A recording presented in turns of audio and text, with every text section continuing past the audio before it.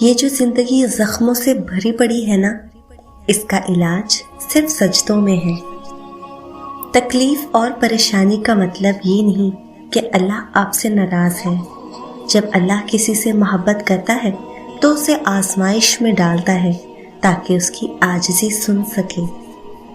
صبح کے 4 بج رہے تھے، وہ تہجد پڑھ چکی تھی اور اب وہ اپنے رب سے دعا کر رہی تھی، یا اللہ میں تنہا ہوں، میری مدد کر۔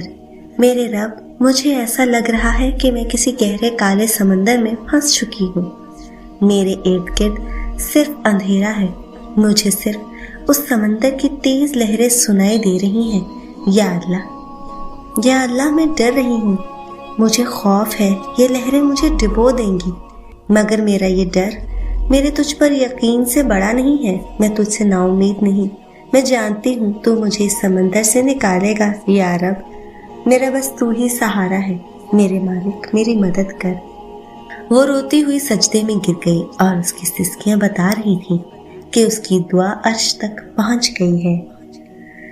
پھر تمہارا مایوس ہونا تو بنتا ہی نہیں، جو چونٹیوں کی گئی سرگوشی کو بھی سنتا ہے۔ تو تمہیں لگتا ہے کہ وہ تمہاری آہ و پکار کو نظر انداز کر سکتا ہے؟ وہ سسکی جو زبان سے نکل کر بھی کان تک پہنچ نہیں پاتی، وہ بھی اس تک پہنچ جاتی ہے۔ کائنات میں کتنی بڑی بڑی رکاوٹیں کیوں نہ آ جائیں، کوئی ایسی رکاوٹ نہیں جو تمہاری آواز کو اس تک نہ جانے دے، کوئی ایسی پکار نہیں جو اللہ نے تمہاری سنی نہ ہو۔ اگر وہ دیر کر رہا ہے تو ممکن ہے کہ اس کے پیچھے کوئی اس کی مصلحت ہو، یا تمہارا مانگنا اسے پسند آ گیا ہو۔ اللہ تعالیٰ کوئی بھی کہانی ادھوری نہیں رکھتا، بس انداز مختلف ہوتا ہے، مگر وہ ہر قصے کو پورا کرتا ہے۔ کوئی بھی جگہ خالی ہمیشہ نہیں رہتی، اللہ اسے کسی نہ کسی بہتر چیز سے بھر دیتا ہے۔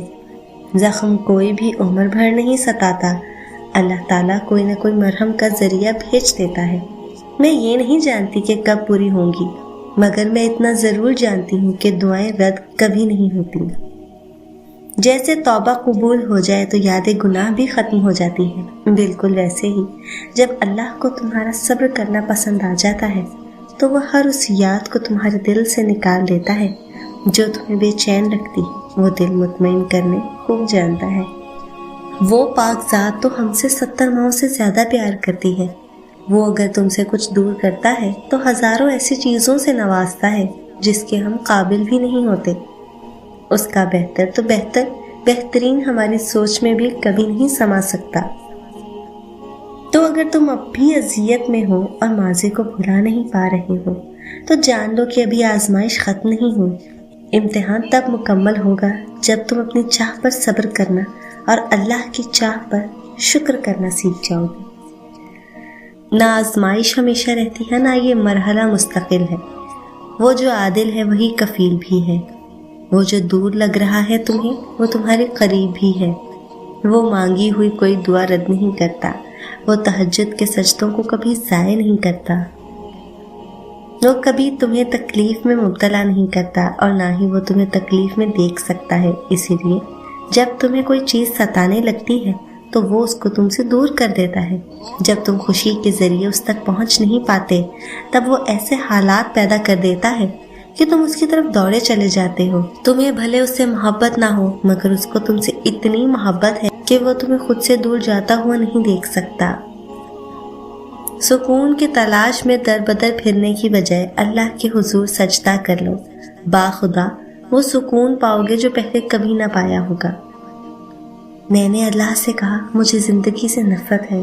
اس نے جواب دیا، تم سے کس نے زندگی سے پیار کرنے کو کہا؟ بس مجھ سے پیار کرو اور زندگی خوبصورت ہوگی۔ یہ سوچ کر کہ اگر تم اس غم سے نہ گزرتے تو سکون تک نہ پہنچ پاتے، تم اپنی محبت نہ کھوتے تو اللہ کی محبت کبھی نہ سمجھ پاتے۔ مصلحت تب تک سمجھ نہیں آتی جب تک تم اس میں صبر نہیں کر لیتے۔ اگر اللہ تمہیں کسی تکلیف میں مبتلا کرنا چاہے تو کوئی اسے دور نہیں کر سکتا، اور اگر اللہ تمہیں کوئی خیر پہنچانا چاہے تو کوئی اسے روک نہیں سکتا، اور وہ ہر چیز پر قادر ہے۔ غم نہ کرو، اللہ تمہارے ساتھ ہے۔ بندہ مومن مصیبت و غم کا مقابلہ صبر و توکل سے کیا کرتا ہے، کیونکہ اللہ کا وعدہ مومنین پر برحق ہے۔ اس لیے صبر کریں، نماز پڑھیں اور دعا کریں۔ گھبراؤ نہیں، یہ مشکل وقت عنقریب گزر جائے گا۔ تم یقین رکھو گے نا اللہ پر، تو اللہ تمہارے لیے کافی ہو جائے گا۔ نظر انداز کر دو وہ سارے وسوسے جو تمہارے دل کو بے چین کرتے ہیں۔ تم مدد مانگو اللہ جلال سے، پھر دیکھو کیسے تمہاری سب مشکلات کا حل نکل آئے گا۔ ایک دفعہ حضور پاک صلی اللہ علیہ وآلہ وسلم محفل میں بیٹھے تھے۔ آپ صلی اللہ علیہ وآلہ وسلم نے فرمایا کہ جب آپ کے والدین کی موت ہو جائے تو ان کو جب دفنایا جائے تو ان کو دفن کر کے ان کے قبر کے قریب بیٹھ کر اللہ پاک کا ذکر اتنی دیر تک کرو جتنی دیر میں اونٹ ذبح کر کے تقسیم کیا جاتا ہے، کیونکہ جب دفن کیا جاتا ہے تو میت اس طرح پریشان ہوتی ہے جس طرح ایک آدمی سمندر کی لہروں میں ڈوب کے مر رہا ہے۔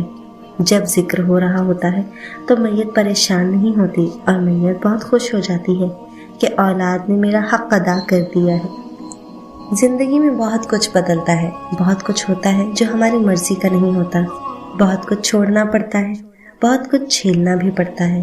مشکلیں آتی ہیں، آئیں گی اور آتی رہیں گی، ان سے لڑنے کے لیے کوئی آپ کے ساتھ کھڑا نہیں ہوگا۔ سو کسی سے امید مت لگانا کہ وہ آپ کو حوصلہ دے گا یا آپ کے برے وقت میں، مشکل وقت میں آپ کا ساتھ دے گا۔ یہ کام آپ کو خود ہی کرنا پڑے گا، وقت کیسا بھی آئے، کوئی آپ کے ساتھ ہو نہ ہو، لیکن آپ اپنے پاس موجود رہنا، کیونکہ آخر میں آپ کو اپنی ہی ضرورت پڑے گی۔ یہ جو زندگی زخموں سے بھری پڑی ہے نا، اس کا علاج صرف سجدوں میں ہے۔ تکلیف اور پریشانی کا مطلب یہ نہیں کہ اللہ آپ سے ناراض ہے۔ جب اللہ کسی سے محبت کرتا ہے تو اسے آزمائش میں ڈالتا ہے تاکہ اس کی عاجزی سن سکے۔ صبح کے 4 بج رہے تھے، وہ تہجد پڑھ چکی تھی اور اب وہ اپنے رب سے دعا کر رہی تھی، یا اللہ میں تنہا ہوں، میری مدد کر۔ میرے رب، مجھے ایسا لگ رہا ہے کہ میں کسی گہرے کالے سمندر میں پھنس چکی ہوں، میرے ارد گرد صرف اندھیرا ہے، مجھے صرف اس سمندر کی تیز لہریں سنائی دے رہی ہیں۔ یا اللہ میں ڈر رہی ہوں، مجھے خوف ہے یہ لہریں مجھے ڈبو دیں گی، مگر میرا یہ ڈر میرے تجھ پر یقین سے بڑا نہیں ہے۔ میں تجھ سے نا امید نہیں، میں جانتی ہوں تو مجھے اس سمندر سے نکالے گا۔ یا رب، میرا بس تو ہی سہارا ہے، میرے مالک میری مدد کر۔